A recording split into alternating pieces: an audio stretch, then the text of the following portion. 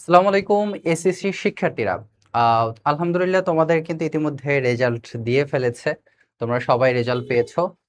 অনেকের জন্য এই রেজাল্টটা একটা মহা খুশির দিন। অনেকের জন্য এই রেজাল্টটা একটা করুণ মুহূর্ত কাটছে। তো সবার উদ্দেশ্যে আজকে মূলত ভিডিওটা বানাচ্ছি এবং আজকের এই ভিডিওটা মূলত দুইটা পয়েন্ট নিয়ে আমি কথা বলবো। প্রথম পয়েন্টটা হচ্ছে যারা এসএসসিতে রেজাল্ট আশানুরূপ করতে পারো নাই, তোমাদের আসলে কি করা প্রয়োজন এই মুহূর্তে সেটা নিয়ে আমরা আলোচনা করব। যেমন এখানে আছে কি এসএসসির ফল পুনঃনিরীক্ষণ। তোমরা কিন্তু সেই সুযোগটা পাবে, যেটার আবেদন কিন্তু আগামী কাল থেকে শুরু হচ্ছে এবং এটা কিভাবে আবেদন করবা এবং পুনরীক্ষণ আবেদনের মাধ্যমে তোমার আসলে কোনো একটা রেজাল্ট ভালো আসবে কিনা এই বিষয় নিয়ে বিস্তর আজকে আলোচনা করব খুবই সংক্ষেপে। এবং আরেকটা পয়েন্ট থাকবে, যারা অলরেডি ভালো রেজাল্ট করতে পারোনি বা যারা আপনারা গার্ডিয়ান আছেন সবার উদ্দেশ্যে আমাদের একটা কথা, সেটা হচ্ছে যে রেজাল্টের চেয়ে আসলে জীবন কি অনেক বড়? অনেক বড়। হ্যাঁ, জীবন অনেক বড়। আপনি আপনার বয়স 40, আপনার বয়স 50, আপনি এসএসসি তে কি রেজাল্ট করছিলেন, এইচএসসি তে কি রেজাল্ট করছিলেন, সেটা দিয়ে কি আজকে কোনো কাজে লাগতেছে? সেটা মানুষ জানার চেষ্টা করছে, জানার প্রয়োজন আছে? না। ঠিক আপনার ছেলে-মেয়ের বিষয়টাও তেমন। মানুষ মাত্রায় আসলে খারাপ হতেই পারে, খারাপ করতেই পারে। কিন্তু আল্টিমেটলি আমরা প্রতি বছর কিন্তু দেখি রেজাল্ট খারাপ হওয়ার কারণে গার্ডিয়ানদের একটা চাপ থাকে শিক্ষার্থীদের উপর এবং অনেক অ্যাক্সিডেন্টাল ঘটনা ঘটে যায়। তারপর হয়তো অনেকে আফসোস করেন কিন্তু আর সময় থাকে না। তো এইজন্য সবার প্রতি আমার অনুরোধ থাকবে একটু, যে যদি আপনার সন্তান বা আপনার ভাই বা বোন যদি ভালো রেজাল্ট না করতে পারে তাকে সাহস দিন। সামনের দিনটাতে বা সামনে আবার পরীক্ষা দেওয়ার দরকার হলে সুযোগ করে দিন বা আবার পুনরীক্ষণ করান। ঠিক আছে? তো ওই জায়গা থেকে ওরা ভালো করবে। ওদের একটু সাহস দিন। ওদের পাশে থাকেন। ঠিক আছে? তো যাই হোক, আমি এখন আমার মূল পয়েন্টে নিয়ে আলোচনা করব। যারা হচ্ছে তোমরা এসএসসি ফল পাওয়ার পরে আশানুরূপ ফলাফল আসেনি, তোমরা চাচ্ছ যে তোমাদের আরেকটু ভালো রেজাল্ট যাতে আসে, ওই জায়গা থেকে তোমাদের যে ফল নিরীক্ষণ আবেদন গাইড নিয়ে আজকে আলোচনা। তো এই আবেদন কিন্তু তোমাদের আগামী কাল থেকে শুরু হবে, অর্থাৎ 11 তারিখ থেকে 17 আগস্ট। এই 8 দিন তোমাদের হচ্ছে আবেদন চলবে। বুঝতে পারছো? এই 8 দিন হচ্ছে কি তোমাদের আবেদন চলবে। আর হচ্ছে আবেদনের ফি হচ্ছে প্রতি বিষয়ে হচ্ছে কত টাকা?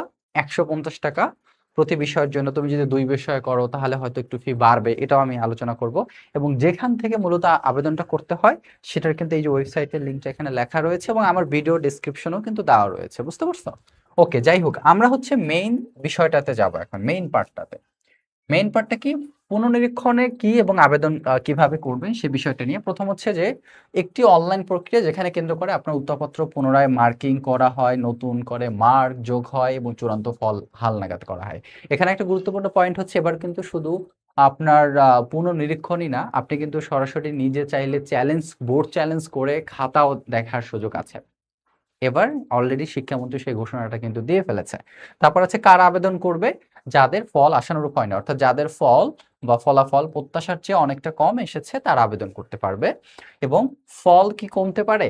মানে তোমরা আবেদন করলে কি তোমরা আগের যে ফলটা ছিল সেটার চেয়ে কি কমে যেতে পারে? কারণ খাতা দেখলে যে আহিরে ভুলে একটু বেশি মার্ক দিয়ে ফেলছে তাহলে কি কম দেবে পরবর্তীতে? নো, এটা সুযোগ নাই। মার্ক যেটা থাকবে তোমার সেটাই থাকবে। এরপরে যদি ইমপ্রুভ হয় তাহলে তোমার এটা যুক্ত হবে আর কি, কিন্তু কমবে না। যেটা আছে সেটা মাস্ট বি থাকবে। এই একটা ব্যাপার। দ্বিতীয়ত ব্যাপার হচ্ছে ফি কত? ফি হচ্ছে প্রতি সাবজেক্ট হচ্ছে 150 টাকা করে। বাট তুমি যদি 2 বিষয়ে বোর্ড চ্যালেঞ্জ করতে চাও সেক্ষেত্রে তোমার 300 টাকা লাগবে। আর তুমি যদি 3 বিষয়ে বোর্ড চ্যালেঞ্জ করতে চাও তাহলে তোমার 450 টাকা লাগবে। এইটা হচ্ছে সরকারি ফি। এখন তুমি যদি কোনো কম্পিউটার থেকে করো ওই জায়গা থেকে হয়তো এক্সট্রা কিছু ফি লাগতে পারে বা দিতে হইতে পারে। বাট আর যদি তুমি নিজে বাসায় বসে করো তাহলে তুমি এভাবে করতে পারবে। এবং কিভাবে আবেদন করবা প্রক্রিয়াটা আমি দেখাবো।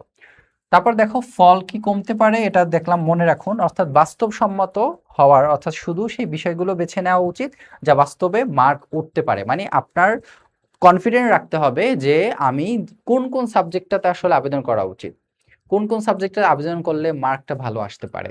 সো এই সাবজেক্টগুলোতেই হচ্ছে আপনার আবেদন করাটা খুবই জরুরি। এবার আসো আমরা আবেদন শুরুর আগে 6টি জিনিস অবশ্যই মাথায় রাখতে হবে। মানে যে 6টা জিনিস তোমার প্রয়োজন হবে আবেদন করার সময়। প্রথমত বোর্ডের নাম, তুমি কোন বোর্ডের শিক্ষার্থী, ঢাকা, চট্টগ্রাম, রাজশাহী, কুমিল্লা নাকি বরিশাল, সে বোর্ডের নামটা তোমার অবশ্যই সবাই জানো এটা। তারপর রোল নাম্বার লাগবে, তোমার রেজাল্ট শিট দেখে যে তোমার যে রোল নাম্বারটা আছে সেখান থেকে রোল নাম্বারটা লাগবে, তারপর রেজিস্ট্রেশন নম্বর লাগবে, এবং তোমার পাশের বছর, অর্থাৎ পাশের বছর কত 2026, তারপর তোমার সচল মোবাইল নম্বর লাগবে। অর্থাৎ এমন একটা মোবাইল নাম্বার তুমি দিবা যেটা তোমার সচল, অর্থাৎ ওই নাম্বারই তোমার কিন্তু রেজাল্টের পরবর্তী নির্দেশনা মেসেজ দিয়ে দিবে। তারপর আছে পেমেন্টের মাধ্যম। তুমি কিন্তু নিজে অ্যাপ্লাই করতে গেলে তুমি যেখান থেকে পেমেন্ট করতে পারবা সেটা হচ্ছে বিকাশ, নগদ, রকেট, সোনালী ব্যাংক, টেলিটক, এই মাধ্যমে তুমি হচ্ছে করতে পারো। ঠিক আছে, তবে রোল ও রেজিস্ট্রেশন নম্বর দুইবার যাচাই করাটা খুবই জরুরি, কারণ হচ্ছে তোমার যদি একবার ভুল হয়ে যায়, ধরো তুমি রোল নাম্বারে ভুল করছো, বাকি সব ঠিক আছে, তাহলে কিন্তু তোমার পুনরীক্ষণ হবে না। ধরো তোমার সব ঠিক আছে, রেজিস্ট্রেশন একটা তোমার হচ্ছে সংখ্যা ভুল হয়েছে, হবে না। ঠিক আছে, ধরো তুমি একটা ভুল নাম্বার দিছো, তো তাহলে ওই মেসেজ ওই ভুল নাম্বারে চলে যাবে। সো এই জন্য বিষয়টা বি কেয়ারফুলি করতে হবে, বারবার একটু যাচাই করতে হবে। এখন তোমাকে কিভাবে রেজিস্ট্রেশনটা করতে হবে, প্রথম ধাপ সেটা হচ্ছে তোমার ওয়েবসাইটে যেতে হবে। আমরা যে ওয়েবসাইটের এটা লেখা আছে এবং ডেসক্রিপশনে লিংক দেওয়া আছে, তোমরা হচ্ছে ওখান থেকে ক্লিক করে সরাসরি ওয়েবসাইটে ঢুকতে পারবা। ওয়েবসাইটে যে ব্রাউজারের অফিসিয়াল পুনরীক্ষণ পোর্টালে ঠিকানা লিখুন, শুধুমাত্র অফিসিয়াল সাইট ব্যবহার করুন, অর্থাৎ এই যে এইটাতে ঢুকলেই সরাসরি তোমার পুনরীক্ষণ সাইটে নিয়ে যাবে, কেমন। তারপর হচ্ছে বোর্ডের নাম, তারপর হচ্ছে তোমার একটা স্লাইডের মতো থাকবে, মানে হচ্ছে ফর্মের মতো, ওই ফর্মে তোমার বোর্ডের নাম সিলেক্ট করতে হবে, রোল নাম্বার দিতে হবে, রেজিস্ট্রেশন নম্বর দিতে হবে, তারপর পাশের বছর, এই 4টা তথ্য, এবং এটা দিয়ে লাস্টে হচ্ছে জমা দিন একটা বাটন থাকবে, জমা দিন বাটনে ক্লিক করলে হয়ে যাবে। তারপর আছে কি মোবাইল ভেরিফিকেশন, এইবার হচ্ছে আহ, তোমার একটা সচল মোবাইল নাম্বার দিবা, হ্যাঁ, ওইটা হচ্ছে পুনরায় নিশ্চিত, কারণ ওখানে হয়তো একটা কোড যাবে, কোডটা আবার হচ্ছে ওয়েবসাইটে দিয়ে সাবমিট করতে হবে। ঠিক আছে, পুনরীক্ষণের ফল ওই নাম্বারই কিন্তু তোমার আসবে। তো এই হচ্ছে পয়েন্ট। এরপরে দেখো পরবর্তী ধাপ, বিষয় নির্বাচন ও অনলাইন ফি প্রদান। আচ্ছা দেখো, বিষয় নির্বাচন কিভাবে তুমি ফিটা দিবা, ওই যে একটা সাবজেক্টে 150 বা দুইটা সাবজেক্টে 300, এই ফিটা কিভাবে দিবে? প্রথম বিষয় নির্বাচন হচ্ছে কি, সকল বিষয়ের তালিকা দেখাবে, যে বিষয়ে বোর্ড চ্যালেঞ্জ করতে চাও তুমি সেগুলো নির্বাচন করবা। ঠিক আছে, তুমি যখন বিষয় বিষয় নির্বাচনের একটা তোমার হচ্ছে স্লট থাকবে, একটা টুলস থাকবে, ওখানে ক্লিক করবা, বিষয়গুলো সিরিয়ালি দেখাবে। দেখানোর পরে প্রথম ধাপটা কি, তোমার রোল রেজিস্ট্রেশন এগুলো দিয়ে জমা দিনে ক্লিক করলে কিন্তু এই ইন্টারফেসটাতে আসবে। আসার পরে তোমাকে কি করতে হবে, সাবজেক্ট চয়েস দিতে হবে। দ্বিতীয়ত, পরবর্তী হচ্ছে তোমার ওখান থেকে নেক্সটে ক্লিক করার পরে এরপর তোমার আসবে কি পেমেন্টের মেথডটা। পেমেন্ট হচ্ছে তুমি কি নগদ, বিকাশ, রকেট বা সোনালী ব্যাংকেও দিতে পারো, বা টেলিটকের মাধ্যমে। তো আমি সাজেস্ট করি তোমরা হচ্ছে বিকাশ বা নগদ বা রকেট, এই তিনটার মধ্যে যে কোনো একটা দেওয়াটাই সবচেয়ে যুক্তিযুক্ত হবে। আচ্ছা, তো আবেদন সম্পন্ন এবং পেমেন্টের পর জমা দিন ক্লিক করুন, ধন্যবাদ আবেদন সফলভাবে জমা হয়েছে মেসেজ আসবে তোমার মোবাইলে। বুঝতে পারছো? তো ওখানে ক্লিক করলে সরাসরি পেমেন্টে তোমার বিকাশে নিয়ে যাবে, বিকাশ থেকে তুমি পেমেন্টটা জমা দিতে পারবে। ওকে, এবং সফলতার যে মেসেজটা আসার পর স্ক্রিনশট দিয়ে সংরক্ষণ করে রাখবা, ওখানে হয়তো একটা কোড নাম্বার দিতে পারে, সো ওইটা হচ্ছে স্ক্রিনশট দিয়েও রাখবা, আর মেসেজটা অবশ্যই সেভ রেখে দিবা। তারপর দেখো বিকাশ নগদে ফি ফি কিভাবে আসলে দিতে হবে। দেখো প্রথমত এডুকেশন ফি, এখানে একটা গুরুত্বপূর্ণ পয়েন্ট আছে, যেটা যে তুমি হচ্ছে মনে করতে পারো যে ওয়েবসাইটে হয়তো বা যে আমরা যেরকম একটা প্রোডাক্ট কিনলে অর্ডার বাটন দেওয়ার পরে পেমেন্টে নিয়ে যায়, না এরকম না, ওই আবেদন করার পরে তোমাকে সরাসরি বিকাশ অ্যাপসে যেতে হবে, কেমন। বিকাশ অ্যাপসে কিন্তু ওই যে send money, cash in, cash out, এরকম অনেক পে বিল, অনেক কিছু কিন্তু অপশন থাকে। ওর মধ্যে তোমার এডুকেশন ফি একটু নিচের দিকে দেখবা, এডুকেশন ফি লেখা আছে, ওই এডুকেশন ফি অপশনে ক্লিক করবা বিকাশ বা নগদে। সো এডুকেশন ফিতে ক্লিক করার পরে দ্বিতীয় নাম্বার হচ্ছে তোমার কি এসএসসি, তোমার হচ্ছে রিসিক্রেট সার্চ করুন, অর্থাৎ এইটা লিখে তোমরা সার্চ করবা, এই যে এসএসসি রিস্ক্রুটিনি সিলেক্ট করতে হবে তোমার, বা এইটা লিখে তোমরা সার্চ করতে পারো, তাহলে চলে আসবে অপশনটা, ওখানে সার্চ করার ইয়েও থাকবে। এবার ওইটাতে সিলেক্ট করার পরে তোমার আরেকটা ফর্মের মতো আসবে, ওই ফর্মে হচ্ছে তোমার রোল নাম্বারটা লিখবা, লিখে তারপরে পরবর্তীতে নেক্সটে যাবা, যাওয়ার পরে তোমার হচ্ছে প্রয়োজনীয় আরো কিছু হয়তো তথ্য চাইতে পারে, রেজিস্ট্রেশন নাম্বার চাইতে পারে, এটা দেওয়ার পরে তুমি হচ্ছে পে বাটনে ক্লিক করে তুমি হচ্ছে পেমেন্টটা করে দিতে পারো, যেভাবে আমরা হচ্ছে ক্যাশ আউট করি বা সেন্ড মানি করি, ঠিক এভাবে। তো তার মানে প্রতি বিষয়ের হিসাব কত, 150 টাকা, দুইটা বিষয় হলে 300, তিনটা বিষয় হলে কত, 450। ওকে, এরপরে আমাদের লাস্ট পেজ, আমরা কিন্তু ভিডিওর প্রায় শেষ পর্যায়ে চলে এসেছি। গুরুত্বপূর্ণ কিছু নির্দেশনা তোমাকে হচ্ছে মানতে হবে, সেটা হচ্ছে তোমরা এখন রেজাল্ট পাইছো, মনে করতে পারো হায়রে পুনর্নিরীক্ষণটা তাহলে মনে হয় আমাকে 11 তারিখ থেকে 17 তারিখ, তো তাহলে কালকেই করে ফেলি। না, 11 তারিখ করতে যেও না। 11 তারিখ কি করতে যেও না, এটা করতে যেও না। তুমি হচ্ছে 12-13 তারিখ থেকে করো, তাহলেই বেটার হবে। কেন? কারণ 11 তারিখ ওই সবাই করতে যাবে, তখন দেখবো ওয়েবসাইট এই হয়ে যাবে, এডুকেশন ফি দিতে পারবা না, অনেক ঝামেলা দেখা যায়। আর এটা এমন না যে তুমি ধরো এখানে 17 তারিখ লাস্ট ডেট, তুমি ধরো 16 তারিখ দিছো, ফিটা কবে দিছো বলো তো? 16 তারিখ।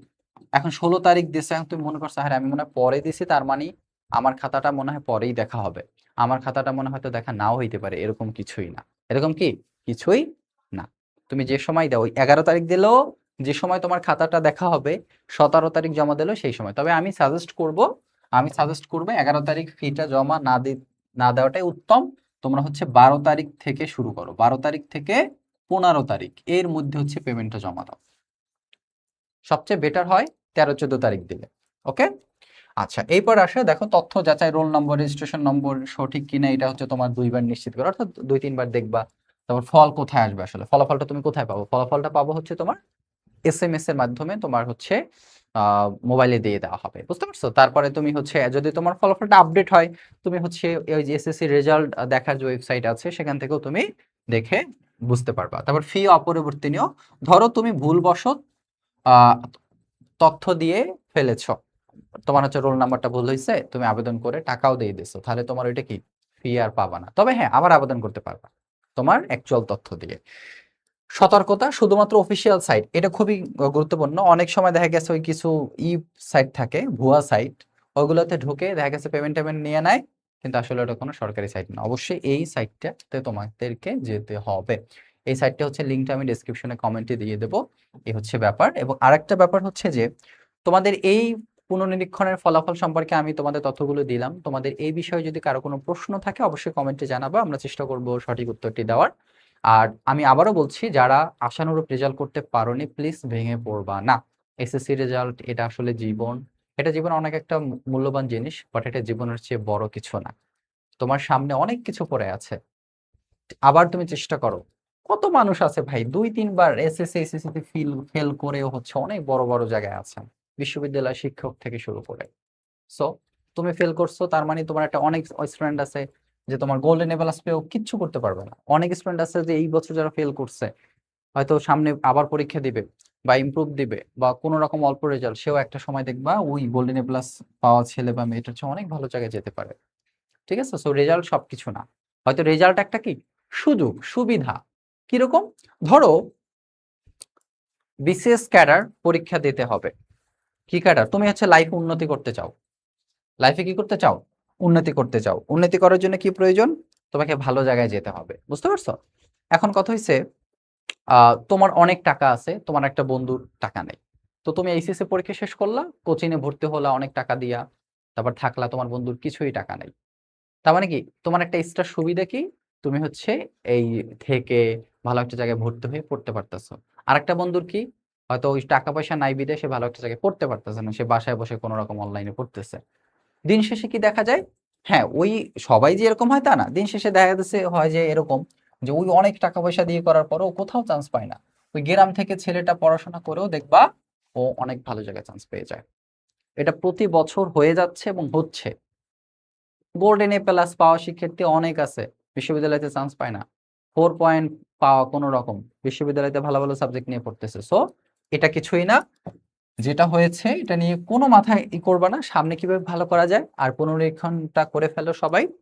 আজকে এ পর্যন্তই। আমি তোমাদের সাথে ছিলাম এতক্ষণ ধরে। ইনশাল্লাহ দেখা হবে নেক্সট কোন একটা ভিডিওতে তোমাদের প্রশ্নের উত্তর নিয়ে। আজকে এ পর্যন্তই। সবাই বিড়িলা এডুকেশনের সাথেই থাকো, সুস্থ থাকো।